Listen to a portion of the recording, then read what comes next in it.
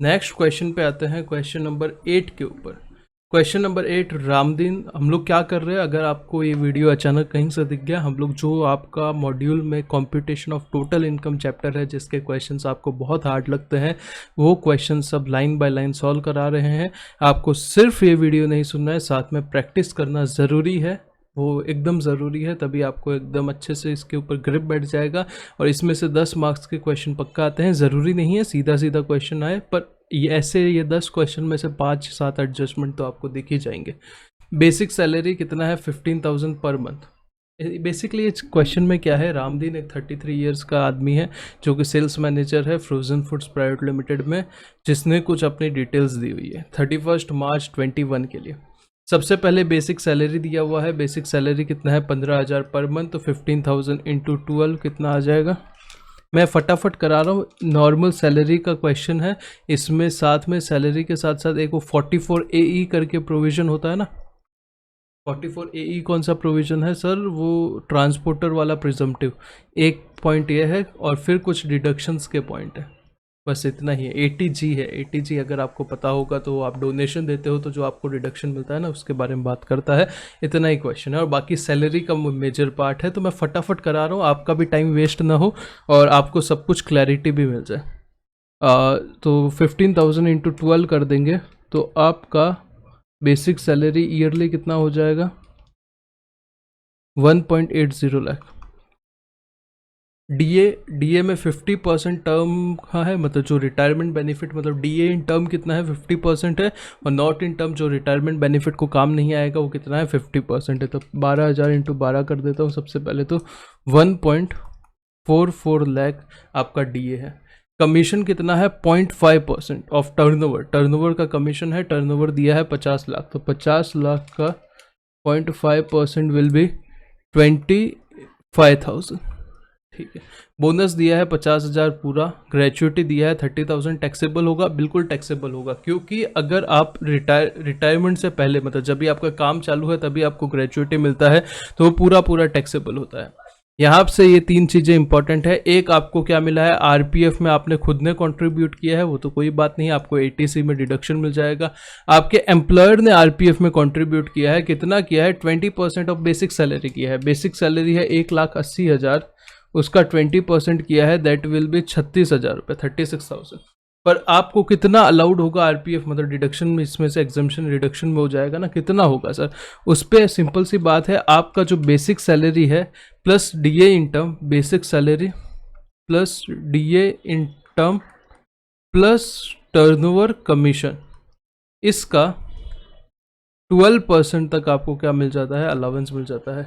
तो basic salary है 1,80,000, कैलसी साथ में लो और साथ में करो भाई। 1,80,000 आपका बेसिक सैलरी है। 1,44,000 डिवाइड बाई 2 कर देंगे तो ये आपका टर्नओवर डीए इन टर्म्स आ जाएगा, क्योंकि 50% डीए इन टर्म है और अपने को यहाँ पे सिर्फ डीए इन टर्म काउंट करना है। तो 72,000 वो आ जाएगा और टर्नओवर कमीशन 25,000 है, तो 2,77,000 होता है। इंटू 12% करेंगे, 12% करेंगे 33,250 आपका अलाउड हो जाएगा, लेस 36,000, तो आपका 2,760 आपका आरपीएफ में अमाउंट आएगा। करेक्ट, मतलब जो टैक्सेबल होगा। फिर उसके ऊपर इंटरेस्ट भी क्रेडिट हुआ है, कितना? 15% पर मंथ पर एनम। पर आपको पता है मैक्सिमम इंटरेस्ट कितना अलाउड होता है? 9.5%। ये हम लोग ने जब सेक्शन 7 पढ़ा था ना, सेक्शन 7 क्या था इनकम टैक्स का? Income deem to receive in India. Income deem to receive in India, जब फर्स्ट चैप्टर, सेकंड चैप्टर में मैंने जब आपको सेक्शन 7 पढ़ाया था, तो उसमें भी ये रेलेवेंस, ये रेफरेंसेस आते हैं। छोड़ो, अभी यहाँ पे इन डिटेल नहीं जाएंगे और कंफ्यूज हो जाओगे अगर आपने नहीं किया रहेगा तो। 15,000 कितना है? 15% और 9.5% कितना होगा? 9,500 होगा। तो टैक्सेबल कितना हो जाएगा? 15,000 minus 9,500, that will be 5,500 rupees. Correct है। ये एटीसी में डिडक्शन मिलेगा, जैसे मैंने बोला ये सब लाइन बाय लाइन। ये 50,000 टैक्सेबल है, ये 30,000 टैक्सेबल है, ये 2,760 टैक्सेबल है। कैसे होगा मैंने बता दिया। यहाँ पे ये इंटरेस्ट कितना टैक्सेबल होगा? 5,500 होगा। गोल्ड रिंग आपको मिला है 10,000 का, was given by employer on 25th of wedding anniversary. 25वीं वेडिंग एनिवर्सरी पे आपको 10,000 रुपये का क्या दिया है, गिफ्ट दिया है एम्प्लॉयर ने, एक गोल्ड का रिंग। तो ये क्या होगा, सैलरी में भी टैक्सेबल हो सकता है, IFOS में 56(2)(10) में वो माफ़ हो सकता है कि सिंस गिफ्ट आपका पूरा 50,000 नहीं है। नीचे नोट में लिखा हुआ है, हम लोग सैलरी में ही इसको एज अ टैक्सेबल करेंगे क्योंकि एम्प्लॉयर ने दिया है, पर नीचे नोट में आपके इंस्टीट्यूट ने लिखा है कि एक सर्कुलर है जिसके बेसिस पे ये 56(2)(10) में जा सकता है। फिर म्यूज़िक सिस्टम जो आपने परचेज किया था कंपनी ने 1/4/2020 कितने में, 85,000 में, वो क्या कर दिया है, पर्सनल यूज़ के लिए दिया हुआ है, यूज़ करने के लिए किसको, एम्प्लॉय को। तो 10% ऑफ एक्चुअल कॉस्ट आपका परक्यूजिट्स मान लिया जाएगा सेक्शन 17 में। तो 85,000 17 में नहीं, 10% क्या मान लिया जाएगा, परक्यूजिट 8,500 रुपये। ठीक है, फिर यहाँ पे आपका क्या है, फिर यहाँ से पीजीबीपी चालू हो जाएगा। पीजीबीपी का ये पॉइंट है, ये सिर्फ फिर डिडक्शंस के पॉइंट है। तो यहाँ तक आपका क्या है, इनकम फ्रॉम सैलरी है। तो टोटल कर लेते हैं कितना इनकम फ्रॉम सैलरी होता है। बेसिक है 1,80,000, साथ में कैलसी ले लो, 1,44,000 आपका क्या है डीए, 25,000 आपका टर्नओवर कमीशन, 50,000 बोनस, 30,000 ग्रेचुइटी। ठीक है, 2,760 आपका RPF में एम्प्लॉयर का कंट्रीब्यूशन, 5,500 इंटरेस्ट, 10,000 रुपीज़ रिंग और 8,500 रुपया विल बी 4,55,760। इसमें स्टैंडर्ड डिडक्शन सेक्शन 17 का मिल जाएगा 50,000 रुपया। तो 405,760 विल बी योर सैलरी का इनकम। मैच कर लेते हैं, 405,760 405,760 करेक्ट है। नेक्स्ट आते हैं, 2 old light goods vehicle owned by him were leased to transport company against a fixed charge of 6,500 per month. Books of accounts are not maintained. अगर देखो books of accounts maintain नहीं किया है, इसका मतलब क्या है, आप वो प्रिजम्पटिव इनकम है उससे नीचे आप नहीं ले सकते। जो भी प्रिजम्पटिव रेट दिया हुआ है आपका, मिनिमम आपको उतना इनकम दिखाना पड़ेगा। अगर उससे नीचे नहीं दिखाते हो तो आपको सिंपली बोला जाता है आपको बुक्स ऑफ अकाउंट्स मेंटेन करना पड़ेगा और उसका ऑडिट कराना पड़ेगा। करेक्ट है, पर यहाँ पे तो बुक्स ऑफ अकाउंट मेंटेन ही नहीं है, तो मिनिमम आपको जितना भी आपका प्रिजम्पटिव बेसिस पे जो आपको दिया हुआ है कि इतना लिमिट, उतना आपको इनकम दिखाना पड़ेगा। तो सर यहाँ पे क्या है, लाइट गुड्स व्हीकल है, हैवी व्हीकल नहीं है। तो लाइट व्हीकल का क्या था लिमिट, 7,500 पर मंथ। कितना, 12 महीना पूरा यूज़ हुआ है, कहीं नहीं लिखा बीच में कोई गाड़ी खरीदा या बेचा। और कितनी गाड़ी है, 2 गाड़ी है। तो आपका 7,500 into 12 into 2 that is 1,80,000 will be your PGBP का इनकम। फिर बात करते हैं receive interest 5,860 on bank fix deposit. Normal FD पे इंटरेस्ट मिला है 5,860 रुपये, IFOS में टैक्सेबल हो जाएगा। और आपको इंटरेस्ट मिला है 6,786। ये नेट बहुत इंपॉर्टेंट है, यहाँ पे गलती होने के पूरे चांस है। आपको इंटरेस्ट मिला है डिबेंचर पे, नेट इंटरेस्ट है, मतलब इसमें से TDS डिडक्टेड है। इंटरेस्ट के ऊपर TDS 2 सेक्शन में डिडक्ट होता है, 194A में डिडक्ट होता है और 193 में डिडक्ट होता है। डिबेंचर एक सिक्योरिटी है, तो सिक्योरिटी का इंटरेस्ट डिडक्ट होता है 193 में। कितना रेट है, 10% रेट है। ये 6,786 जो है वो कितना है, 90 है। क्यों, टोटल 100 रुपये वैल्यू था, उसमें से 10 रुपये TDS कट गया, तो ये कितना है, 90 है। तो अपने को निकालना है 100 कितना होगा, क्योंकि अपने को तो पूरा इनकम दिखाना है ना। तो 6,786 इंटू 100 डिवाइड बाई 90 कर लेंगे, तो 7,540 विल बी योर, ये क्रॉस मल्टीप्लाई किया है मैंने, 6,786 इंटू 100 डिवाइड बाई 90। तो 7,540 will be your interest from debenture और 5,860 will be your interest from FD। तो 7,540 प्लस 5,860 दैट विल बी 13,400। ये आपका इंटरेस्ट का इनकम है, सिंपल है। नेक्स्ट है मेड पेमेंट बाय, तो यहाँ पे देखो ये 405,760 आपका क्या आ गया, सैलरी का इनकम आ गया, पीजीबीपी का इनकम आ गया आपका 1,80,000 और 13,400 IFOS का इनकम आ गया। तो टोटल GTI कितना हो गया, GTI इज योर 5,99,160। सबसे पहले ये ले लिया, फिर ये ले लिया और फिर ये ले लिया, तीनों को टोटल कर दिया तो 5,99,160 is your gross total income. 5,99,160 is your gross total income. अभी आपको क्या करना है, अभी आपको डिडक्शंस लेने हैं। सबसे पहला डिडक्शन कौन सा है सर?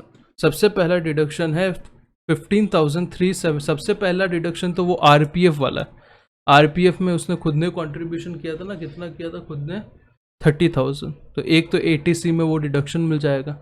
दूसरा, उसने 15,370 रुपया LIC में पेमेंट किया है, तो ये 15,370 रुपये ये भी एटीसी में मिल जाएगा LIC। फिर मेडिक्लेम की बात करें, ATD में आएगा, एक सेकंड रुक जाते हैं। NSC में ATC में 30,000 रुपीज़ का डिडक्शन मिल जाएगा। FDR of SBI for 5 years, अगर 5 साल से ज़्यादा का FD करते हो तो टैक्स सेविंग FD माना जाता है, और उसके ऊपर भी आपको ATC में डिडक्शन मिल जाता है 50,000 रुपया। तो ये टोटल आपका नीचे क्या है, डोनेशन है जो ATG में आएगा। तो ये आपका टोटल 30,000, 30,000, 60,000, 1,10,000 प्लस 15,370 विल बी 125,370। ये आपका ATC का डिडक्शन है, करेक्ट है। ATD का डिडक्शन कितना आ जाएगा सर? ATD का डिडक्शन कहाँ है? ATD ये पड़ा। मेडिकल इंश्योरेंस पॉलिसी खुद के लिए लिया है और स्पाउस के लिए लिया है, और ये नॉर्मल सिटीजन है तो 25,000 तक डिडक्शन मिलता है। यहाँ पे 22,500 का पेमेंट किया है तो 22,500 विल बी योर डिडक्शन का अमाउंट। नेक्स्ट है ATG। पर ATG में क्या क्या पूछा हुआ है वो देखते हैं। डोनेशन किया है 11,000 रुपीज़ टू ऐसे इंस्टीट्यूशन को जो अप्रूव्ड है under section ATG, and 5,100 prime minister relief fund में डोनेशन किया है। तो प्राइम मिनिस्टर रिलीफ फंड का तो पूरा 100% आपको डिडक्शन मिल जाएगा, क्योंकि मैंने आपको बताया था वो प्राइम मिनिस्टर, चीफ मिनिस्टर, आपका स्वच्छ भारत, ये सब जितने भी कोर्स थे, तो यहाँ पे तो आपको डिडक्शन मिल जाएगा। अभी ये 11,000 का 11,000 का क्या करने का, तो वो लिमिटेड डिडक्शन में जाएगा। ये अनलिमिटेड डिडक्शन में जाएगा, ये लिमिटेड डिडक्शन में जाएगा। अनलिमिटेड, लिमिटेड ये सब क्लास में मैंने इन डिटेल बताया था, क्योंकि अभी वो वापस पूरा बताऊंगा तो बहुत टाइम लगेगा। लिमिटेड डिडक्शन में आपको क्या करना होता है, ATI का 10% लेना पड़ता है। ATI क्या होता है, आपका टोटल इनकम में से सब डिडक्शन लेस कर दो, सिर्फ ATG वाले को छोड़ के, तो आपका नीचे ही आ जाते हैं। Total income, gross total income कितना है? 5,99,160 है। उसके अलावा जितने भी इसको छोड़ के बाकी कितने डिडक्शन है, एक 1,25,370 है और एक 22,500 है। तो इनको रिड्यूस कर देंगे तो ये क्या आ जाएगा, आपका ATI आ जाएगा 5,99,160 माइनस 125,370 माइनस 22,500। क्लास की भी ज़रूरत नहीं, वो मैंने मैराथन 28 घंटे का डाला है, उसमें ATG बहुत अच्छे से समझा है, बहुत अच्छे से समझा है। अगर कोई भी डाउट है तो वो देख लेना, लिंक डिस्क्रिप्शन में है। 4,51,290 ये आपका क्या आ जाएगा, ATI आ जाएगा। इसका 10%, इसका 10% कितना होता है, 45,129 होता है। एक तो ये अमाउंट होगा, और दूसरा आपका डोनेशन कितना किया है, एक बार इसके शेड्यूल पे ही आ जाते हैं तो डायरेक्ट फटाफट हो जाएगा। देखो, donation to PM relief fund तो आपको पूरा डिडक्शन मिल जाएगा 100%। दूसरा जो डोनेशन किया है वो 50% ऑफ 11,000, अमाउंट कंट्रीब्यूट कितना किया है 11,000, और 10% ऑफ ATI। 10% ऑफ ATI कितना हो जाएगा, ATI यानी एडजस्टेड ग्रॉस टोटल इनकम, जो कि 45,129 है, और 11,000 का 50% आपको लेना है, क्योंकि ये 50% लिमिटेड वाले क्राइटेरिया में है। मैं आपको एक बार रिक्वेस्ट करता हूँ, अगर थोड़ा सा ये नहीं समझ रहा है तो कोई टेंशन की बात नहीं है। मैराथन का लिंक नीचे दिया हुआ है, उसमें टाइम स्टेम में डिडक्शन वाला चैप्टर स्टार्ट करो, उसमें डोनेशन वाला ये ATG बहुत अच्छे से समझा है, तो वहाँ से आप रेफ़र कर सकते हो। तो ये जो 11,000 आपका अमाउंट है, इसका 50% कितना है, 5,500, और ये 5,100, तो 10,600 आपका टोटल क्या है, डिडक्शन आ जाएगा ATG में। सर वापस एक बार बताओ, देखो जो प्राइम मिनिस्टर रिलीफ फंड में पैसा डाला था उसका तो आपको क्या मिलेगा, पूरा डिडक्शन मिलेगा, 100% अनलिमिटेड डिडक्शन मिलेगा। तो वापस क्वेश्चन के ऊपर आते हैं, वापस एक बार बता रहा हूँ, टेंशन मत लो। देखो यहाँ पे 5,100 का तो पूरा आपको डिडक्शन मिलेगा, क्योंकि 100% अनलिमिटेड है। ये जो 11,000 है ये 50% लिमिटेड वाले कैटेगरी में आता है। लिमिटेड का कैटेगरी का मतलब क्या है, आपको पूरा डिडक्शन नहीं मिलेगा, रेस्ट्रिक्टेड डिडक्शन मिलेगा। तो सर रेस्ट्रिक्शन कैसे लगेगा? तो रेस्ट्रिक्शन लगेगा एटीआई के बेसिस पे। तो एटीआई का मतलब क्या होता है, जैसे मैंने बताया, आपका ग्रॉस टोटल इनकम ले लो, उसमें से सब डिडक्शन लेस कर दो एक्सेप्ट एटीजी वाले को, तो वो क्या होगा, आपका एटीआई आ जाएगा। तो अपना एटीआई आ गया, कितना आया था, जो भी आया था उसको मल्टीप्लाई बाय 10% करो, तो वो एक अमाउंट ले लो, ये 45,129, और जो आपने एक्चुअली डोनेशन किया है वो ले लो, उसमें से आपको जो लोअर है वो आपको क्या मिल जाएगा, डिडक्शन मिल जाएगा। पर यहाँ पे ये 50% लिमिटेड की कैटेगरी में आता है, तो 11,000 इंटू 50% दैट विल बी 5,500, तो इतना आपको क्या मिल जाएगा, डिडक्शन मिल जाएगा, और 5,100 आपका donation to PM relief fund, तो टोटल 10,600 आपका एटीजी से डिडक्शन मिल जाएगा, और आपका आंसर आ गया। और जो आपका ये 10,600 आपका ये आ गया एटीजी में, तो 4,40,690 आपका क्या है, टोटल इनकम है। अभी इसका टैक्स निकालना है, तो टैक्स कैसे निकालेंगे, अप टू 2,50,000 तक कुछ नहीं, 2,50,000 से 4,40,690 कितना आता है, 1,90,690 का 5%, दैट विल बी 9,534.5, 9,535, उतना क्या मिल जाएगा, रिबेट मिल जाएगा 87A में। और आपका टीडीएस कटा था सेक्शन 193 में, वो यहाँ पे रिफंड आपको मिल जाएगा पूरा।